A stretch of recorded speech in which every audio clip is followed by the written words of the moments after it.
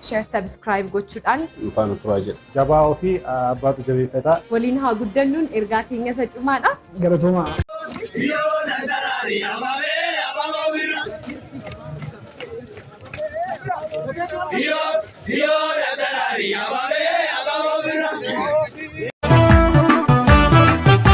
Waan facaasan ammatu yoo tole galaa bulte nyaatanii ammayyuu miidhamatu yaalolee godhaan isa baatanii afa boojee abbatu yoo tole kulloo gannas.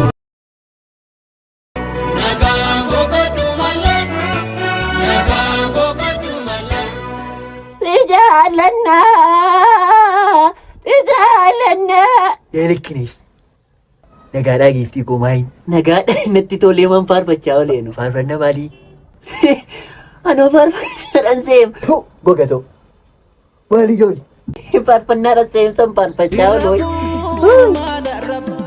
humna ciibsa yaanni qofa anna dhiibdaa ofii jiraata karaa korra deemta maalioo na dhiibte sumbaama cimbaate mallasaan arree yaabbatee arree irraa kufe annaniirumaa haadhatuu dirsinaa dhufe Mallasaan harree yaabbattee harree irraa kufe annaniirumaa haadhatuu dirsinaa dhufe annaneerumaa haadhatoo dhirsinaa dhufe.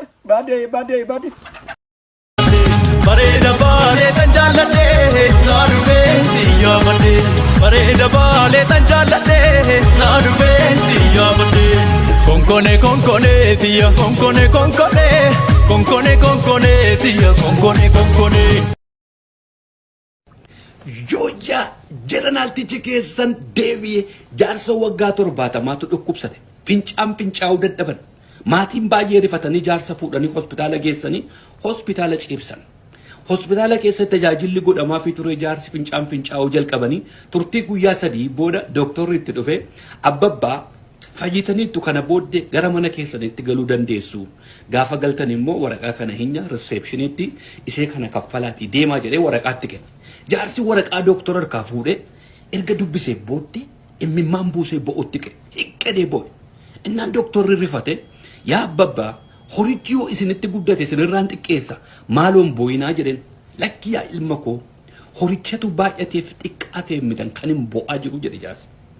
Isin guyyaa 3 na finceessistanii waraqaa kana natti laattanii umurii koo waggaa 70 kan na finceessise waaqayyoon guyyaa tokko waraqaa natti kennee hin beeku. Jaalala waaqayyoo oolmaa waaqayyoo arjummaa waaqayyoon yaadadhee bo'aa yaa ilma koo jedhe jaarsi dooktoraan. Meeqan keessantu oolmaa waaqayyoo arjummaa waaqayyoo jaalala waaqayyoo yaadata guyyaa gaarii.